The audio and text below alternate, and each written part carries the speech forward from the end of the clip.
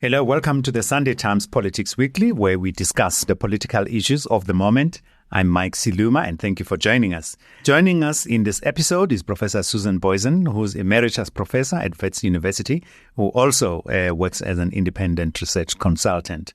With her, we'll be looking at the survival prospects of the GNU and the changed terrain in which all parties, without exceptions, are having to find their way forward.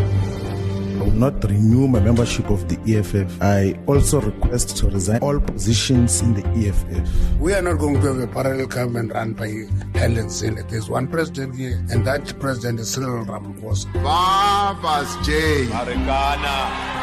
Bavas J. Honorable members, be in order. Those who are involved in state capture, action will be taken. Does that include the top 7? No. Why does it not? Don't start trouble. Nobody's going to announce tomorrow. The results are not correct. If that happens, people will be provoking. You're dealing with Jacob Zuma. Every stage is a theater for him. The people of Palestine, they're denied the right to enjoy the freedoms we so love. Who are blown but not out. Hey, welcome to the podcast again, Susan. Thank you, Mike. So good to be your guest. Thank you. Now, maybe let's start with the structure itself, the GNU, because it has, in a sense, it has got as many supporters as enemies. If you see what I mean, and everyone is putting a spin on it and their own interpretation and recasting it depending on who they're talking to, or what they're wanting to gain politically. What would you say is the difference between the original GNU and the current one that we have? The original GNU, the 1994 one, of course, included the 3 major parties. And that's why it was really qualified to be called a GNU, because the major political players, by definition, constitutionally defined, were in that government, a government of national unity. Now, and the major ones at the time, for those who are uninitiated. Yes, the African National Congress, the then New National Party. Oh, it was still the National Party, became the New National Party about a year into that GNU, and then got a Freedom Party, the IFP. The 3 of them were there, and they qualified in terms of the percentages expected constitutionally to be part. They had to be part, and they were part despite the fact that the ANC had a majority. Mm-hmm. But it was an extension of the negotiations process of reconciliation, of giving reassurances with those who were uncertain what this new political future would hold. So it gave them that reassurance, which makes that GNU rather different from the current GNU. And were the smaller parties in that one as well or not? Or was it just the 3? The smaller parties were not in. There were just a few small parties, and they were really accommodated in terms of their needs and their interests, and we can think of the PAC, minimal representation, but well accommodated, but not in terms of the formal executive positions. Okay. Mm-hmm. And across the provinces, several other provinces also took up the formula for national government. Okay. And so it was really a part of reconciliation. But it was a structured, if you like, and agreed. It was agreed in terms of the interim constitution. And it also, the cooperation, the ANC and IFP also remained until the late 1990s. Mm-hmm. And if we fast forward to now, the difference is what? It is not all of the major parties that are included in it. Here, of course, it is the MK party and the EFF that are not included in it, and the 2 of them are major parties.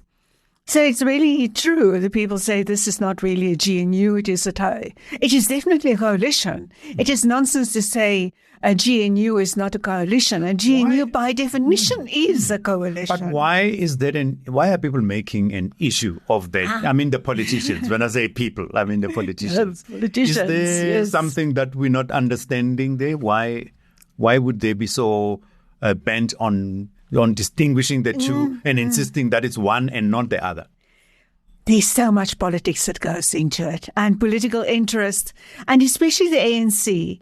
They were quite adamant, and they had a lot of certainty when the moment of a sub 50% election result arose for them, they knew they were going to go with the DA, see if they can get a negotiated deal with them. But there was so much resistance. My sources told me it's about 40% of the ANC NEC, for example, of the National Executive Committee, therefore, who were opposed at that meeting of the NEC just after the election results became known, not even formally announced yet. About 40% of that NEC was opposed to it. They arrived at a consensus position, and obviously the minorities also go with the majority. But they realized there can be political trouble for them.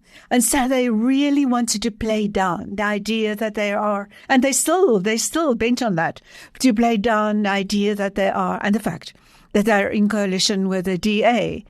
And that is where that NEC meeting of the ANC also decided, let's open the door.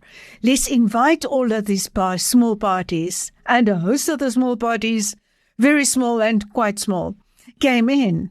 And to the extent that there is a total of 10 at one point, there were 11 who the United Africans Transformation was also there. The small Limpopo party, quite religious party in their base, not known beyond that province. But they at one point wanted to be in that GNU coalition as well. But besides them, it was a strategy, it continues to be a strategy of the ANC to downplay the fact and the fallout it experiences in its own ranks and within a tripartite alliance, the fallout experiences because of the alliance with the DA. The DA is still the enemy of choice. And rightfully too, it comes with so much of a legacy of racism and race politics, and the color of the party and the color of much of the leadership of the party doesn't quite gel with most of South Africa. So that can be understood. But the ANC really wants to play that down, downplay that. And in the process, ANC also keeps open a little back door. Should the DA actually decide to leave a GNU, I don't think they will. We can talk about that later. But should the DA leave the ANC with this host of small and micro parties in the GNU, perhaps a little bit of top-up, maybe from BOSA, maybe from Action SA, who are not in the coalition in the GNU, the ANC has got an alternative to go that way. Not even to mention the ANC could still go with the EFF too. The two of them, should the ANC want to go totally that direction, they would just be marginally short of an outright majority in the National Assembly. But again, one of these other micro parties can come in easily. I can understand the point you're making there as to why the ANC would not want, from an optics, but also from a political point of view, especially internally, they would not want to be seen to be getting into bed. What's the term that you used? The enemy of choice. Yes. I can understand that. But could there not be a case for a genuine desire to unite the country after the election, whose result nobody really would have preferred? In other words, could there be a level at which the ANC genuinely would want to keep as many people in the tent than outside, beyond just managing its own internal dynamics? Or do you think that there's only one reason or one way of looking at the thing? I wish I could see that positive orientation in party politics anywhere, and particularly in South Africa. I don't think there is much political charity in any of these coalitions. Political parties are in it for what they can gain out of it. The ANC in particular, of course, there can be wonderful talk and narratives about uniting the nation, etc., etc., etc. But for the ANC, that coalition is really a platform which it can use to recover. The ANC has not accepted that coalition politics is its destiny for the future. It really still wants to use this current period and this time on this coalition platform to recover, to come back as a majority party. We can see that in so many of Cyril Ramaphosa's statements. Also, when he was celebrating the first 100 days of GNU outside Luthuli House in late in October, is talking about it as a strategic setback, not a defeat, a setback. So they're looking at this coalition time as recovery time. The ANC still sees itself in the next election coming back with an outright majority. And just footnote to my argument here, I do not see that happening. It was a bigger loss that the ANC suffered in this election than they had expected or generally expected, and largely due to a contribution, not sole responsibility, but a contribution by MK Party. But ANC has been in systematic decline over all elections, the last set of elections. Basically, the ANC peaked in 2004, and one or two little blips here and there in between, upward blips. But it has been systematic decline, and not just nationally, across the provinces. And that was evident before MK Party came into the picture. And the ANC at this stage is not doing anything significantly different to such an extent that I would expect a general popular turnaround, in the words of Cyril Ramaphosa, who claims that South Africans still love them, still want them to bring the revolution. I do not see it may be in large numbers that it is the case, but I do not see it in numbers, increasing numbers, to the extent that it would give the ANC a turnaround in elections that come. Just to take some of the members of the GNU in turn, not all of them, shall we look at the benefits for staying in the GNU, starting with the ANC? What would you say, briefly, is the benefit for them of being in a GNU as a political party right now? It gives the ANC a majority. And in this case, the ANC has got about a 72% majority through the coalition in Parliament. That is a massive advantage. It means they are guaranteed to be able to take decisions and are roughly guaranteed to be able to push through their own arguments and their own positions. We know this relationship with the DA has been amusing at the worst of times, really been amusing, because the ANC on the one hand says, and here I talk about senior ministers in the presidency, tell the DA and other parties, the DA is the one that really matters there, you have got no right to bring your own policies. This is a GNU party, implying that this is a new entity, but simultaneously saying, but no, all the policies are in place, including foreign policy, of course. And it is the sixth administration, the previous administration policies that are the ones that are the government policies.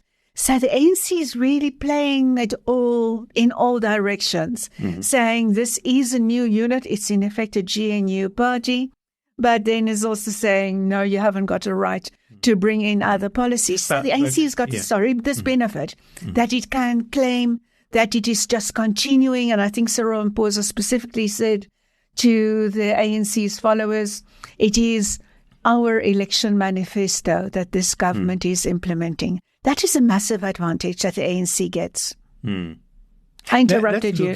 Let's look at the DA. What is the benefit, in your view, of them staying in the GNU, right? Has got a foothold in power. And then I'm gonna go back to your earlier statement at the end of this, because you said that you don't think they will leave. Yeah. Okay, we'll get to that. So let's look at the benefit and then look at the prospects for staying or leaving. The DA emerged out of a failed multi-party charter alliance, which it was confirmed in the election, and it became clear even before the election that they would not win an outright majority. And here the DA, is a little bit in power, not altogether in power. The ANC thoroughly treats it like it is a 20% party. And the DA was not quite as astute, I believe, in a coalition negotiations in a run just after the election. I'm very surprised that you would say that. I know I'm interrupting you. No, please do. If you listen to some people in the ANC, you think that Helen Zille is this big brain who put this whole coalition together, and she's sitting in the background pulling the strings. I agree with you on that. If in reality your view is that actually the ANC has got the better end of the stick, yes, right? The longer end of the stick, and yet there seems to be this obsession with the DA controlling the ANC, almost like nobody in the ANC can actually hold a candle to the DA leadership. Why is that? Yes, I think twice. So just twice in the last couple of weeks, I've heard Panyaza Lesufi saying Helen Zille is not a member of the ANC. The ANC is not a branch of the DA. Why that stance? I think they are so overreacting. They are so sensitive. They are so hurt by the fact that they are actually in alliance with the DA. They still have not accepted that. They have not come to terms with that. They've got so much they have, and they exercise so much power over the DA. I really think they can say, Helen is at it again. Let's give her a bit of space. It's Helen being Helen. She wants to listen to what she has to say. I really think they could react very differently to the DA's inputs. But I was diverting you there. I mean, we were talking about the benefits for the DA of being in government. You're saying they are sort of in power, but not quite. And they've got more so what's power. The benefit? Is the benefit sitting in the departments? With someone like Leon Schreiber, for example? Yes. Is that the kind of benefit power that you're talking about? Yes, it is. They have got a chance, which they want to do if they want to grow further, and all political parties want to grow further. The DA definitely has those ambitions, to say we've been in government and look, we've made a difference. We have done this. We have improved that. We have exercised these rights that we have. We've used these opportunities. Look, vote, give us your vote in future. Talking to a hypothetical electorate now. Or give us more of your vote. More of your vote. Okay. Yeah. And we can do things better. We can improve here. Most political parties crave that opportunity to say to the electorate, look, we have proven ourselves in government. So that's a big thing for the DA to come, and they will have that advantage come a next election to say, look, we have made a difference. Hopefully they do really make that kind of difference. That's a big attraction for any political party to share in power. And both these parties, the ANC and the DA, of course, they do not have a plan to become a new party. That is one of the big effects that coalitions can have on cooperating parties, to gradually and probably consensually forge a new identity that could give birth to a new political party. But truly, I do not think either the DA or the ANC in any way harbors that ambition.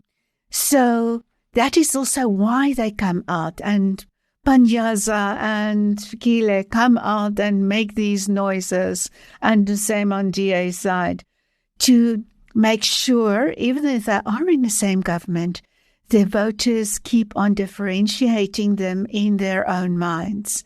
That is important for these parties, despite their cooperation in government, to show that we are not buddies, we are not friends, we really do not like them. And we are DA ministers. Exactly. So that they do not get conflated in and get a mixed, fused identity. Now, why do you think the DA would not leave the GNU? It loves saying to its electorate, we are giving you the value for your money. We said we would save you from this doomsday alliance of ANC and EFF.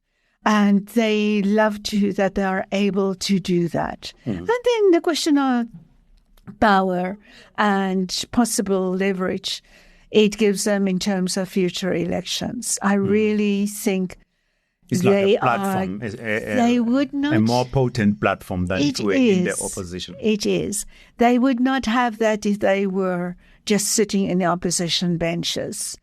They are now an opposition inside this coalition, and that gives them so much more coverage, so much more exposure, more opportunities to show that they perhaps can be competent in government. You don't think things like the Bella Act and NHI could actually cause them to leave or cause the GNU to collapse? Or you think everyone is overreacting to say, oh, this is going to be like a make or break thing, if the DA doesn't have its way on the Bella bill, for example, the GNU might as well be a thing of the past? I think they really would like to get some concessions there, and it's possible they will get some small concessions. We still have to see how that can play out practically. But I think it remains a possibility that they will be able to, DA will be able to save face through small concessions and through being given opportunity to show that some of their small proposals, even if it's a few here and there, can actually work. So I think there's a lot of grandstanding involved, but I think they will stay. And also because their voice within the alliance, within the coalition, GNU coalition, is stronger than it would be than just as an opposition party. They now have a type of opposition role while simultaneously being part of the government. That gives much more leverage than they would have otherwise. You alluded to the internal pressure in the ANC caused by the GNU, if you like. How serious is it? In other words, would it be a convincing argument or proposition to say the longer the GNU endures, the greater the tensions are going to be in the ANC in the run-up to either the General Council or even to the elective conference? It could be. We still have to see how the details are playing out, how Gauteng and Panyaza Lesufi and his type of coalition in the province play out. And there's so much that is underdetermined there, because we know the uncertainties that prevail in the political context now with MK Party and EFF, and the knowledge that they're not just sleeper members of the MK Party in the EFF, but also in the ANC. And so that places these parties, also the ANC, in a very difficult position. That's a very interesting view of the thing, that you think that MKP has got sleepers in both the EFF and the ANC. These three parties have got such big blood in the sense of black, green and gold blood bonds between them. Yeah. And we know MKP in particular and EFF had also made statements to the same kind of effect, that they really want to reconstitute the ANC. For they are not ordinary opposition parties that want to mobilize a different constituency. Their constituency on which they want to grow is in the ANC. And MK Party in particular wants to take over the ANC and make it in their own image, in their own desires. And that places a very difficult burden on these political parties to target their constituency, decide whom they align with, and when are they going to be stricter in terms of telling this premier or that branch or region, you can't play it that way, you must play it by the central NEC, official NEC party rules. So there's a lot of fluidity there, and that fluidity and cross-cutting allegiances really makes it very difficult for the ANC to enforce strict internal discipline. Let's look at the DA. Does it have similar internal tensions as the ANC is having to manage as a result of being in the GNU? Not that I am so familiar with. Granted, I'm more familiar. ANC is more my topic of study than the DA is.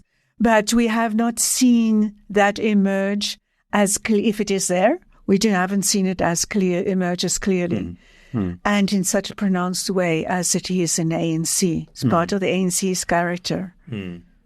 But I imagine there is much in the DA. If we just look at the traditional lines in how that party has been constituted, the DA has been constituted, of course. It comes from Helen Suzman's very progressive, liberally progressive in that sense of the word, progressive party. And then there was a progressive federal party, etc., etc. And on the other hand, there were the reactionary old National Party and the new National Party that wasn't much better. And there are these different orientations in there. And we know the Freedom Front at one stage in a previous election was very adamant, and it showed in some of the election results that they were actually taking over some of the DA support. But that support in this year's election then moved back to the DA. But there are lots of cultural and political cultural differences in that party. But to the best of my knowledge, it's not realized in terms of the specific factionalism that we see in the ANC. Might not be as deep, as there might be, in the ANC. Could be. Over there. But before I let you go, Professor Booysen, I wanted to ask you, the outside of the coalition, there is, and I think we touched on some of the parties, MKP, for example, EFF. There has been, in those circles, there's been talk of a progressive black movement, or however they call it. Progressive caucus. Of the progressive, caucus, of these, of those parties led by the likes of MKP and the EFF. Now, can that actually happen? Is that a fantasy, or is that something that can actually coalesce into a viable party? I'm asking you this because of what has been happening in the EFF. Yes. With key people leaving the EFF and crossing over to the MKP, and the kind of frustration that seems to be coming out of the EFF that there's a plan somewhere being brewed in the MKP to kill the EFF or immobilize it or something, Do you think that this idea of a progressive caucus will go far, go anywhere under those circumstances? Yes, Mike, it is such an early stage really to give a definitive answer to that. I think they are putting down roots. I was almost going to say making progress. Perhaps just a touch too early to say that as such, but I think the potential for progress is there. Like we have seen in the last election, how relatively easy, by the looks of it, by the little bit we know so far about organization in the MK party, how they could take over ANC structures, ANC branches, how that could just fold over into the MK party. And we know there are doubts as to the institutionalization of the party. It now has a constitution. It managed to get an election manifesto together a week or three before the election. It now has a constitution. And it is building up a level of leadership like we have seen in the Floyd Shivambus and Dali Mpofu's and a few others. And that can probably, in the end, stand in for Zuma if Zuma is suddenly not there. He is 82 and by some reports not as healthy as he used to be, but not entirely bad shape either. Party. It is his party. There. But you look at this ring, this layer of leadership that I talk about that's being built up. They're all so closely associated with Zuma. Some, like Busisiwe Mkhwebane, in unfortunate, sometimes dubious ways, in having defended so much of corruption in ways that was in line with her position as public protector. Dali Mpofu comes in without that kind of baggage, but having defended continuously, does defend Zuma in so many other court cases. But I see a level of leadership being built up there that could possibly in the end stand in and substitute for Zuma. There's such a close association. if Zuma should go anytime relatively soon within the existence of this party, I think there would be so much anchorage, linkages of him into the party, and so much legacy there that they could actually pull that off without Zuma in person. So I don't think the question of his age is anything that necessarily mitigates against the progress by the MK party. For the EFF, I think it's a bit late. According to what Alan Mpofu has been saying in his interviews, there was an initiative before the election to come together. The EFF, having not performed dismally in the election, but didn't live up to those expectations. Before the election, there was the expectation that it could supersede the DA and become the second biggest party. By those criteria, it has dismally underperformed. And it has been going down in the one opinion poll publicly that we've seen publicly since the election. EFF has also been going down. And so if the EFF should decide to align in terms of the parliamentary progressive caucus, but start coalescing into a political party, I think it's going to be from a position of weakness. And I cannot see Julius Malema agreeing to do that. They have got a fairly strong standing in Parliament. I would probably rather imagine him staying with that and try to rebuild the EFF from the current parliamentary base. And in some provinces, they did do relatively well. No, I'm thinking as well that if you look at the personality of Julius Malema, and you look at the personality of Jacob Zuma and Floyd even, I think one can say, can you visualize them being in the same party and one deferring to the other as leader? There are already three bulls in one little kraal. I can't. I can't see them cooperating. They are going to be totally at loggerheads.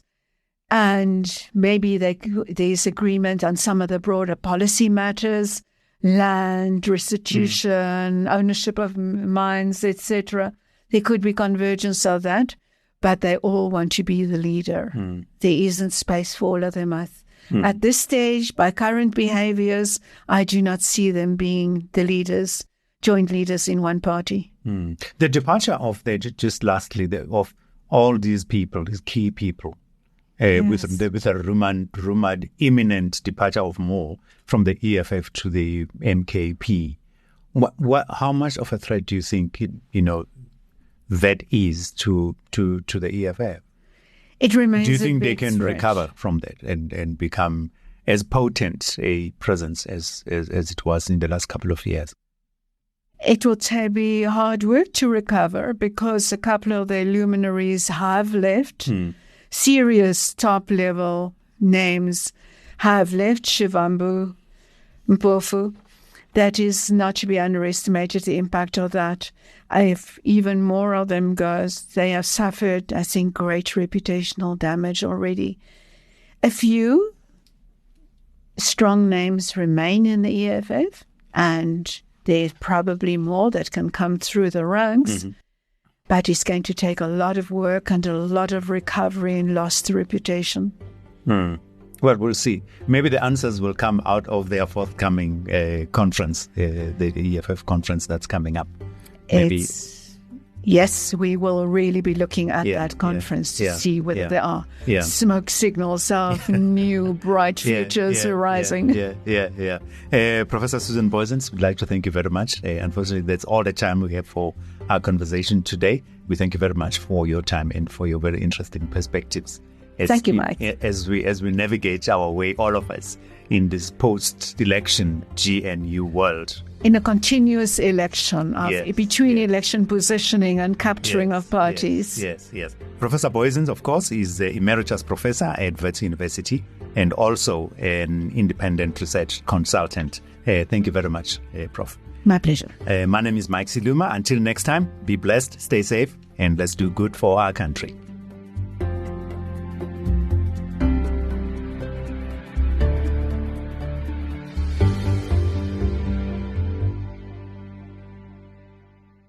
Sunday Times Politics Weekly is a production of Arena Holdings. Thanks to our producer, Bulelani Nonyukela. If you liked our show, please take a moment to leave us a review on your favorite streaming app and share our podcast with your friends. To make sure you never miss an episode, subscribe for free on Iono FM, Spotify, Apple Podcasts, Pocket Casts, Player FM, or wherever you get your podcasts.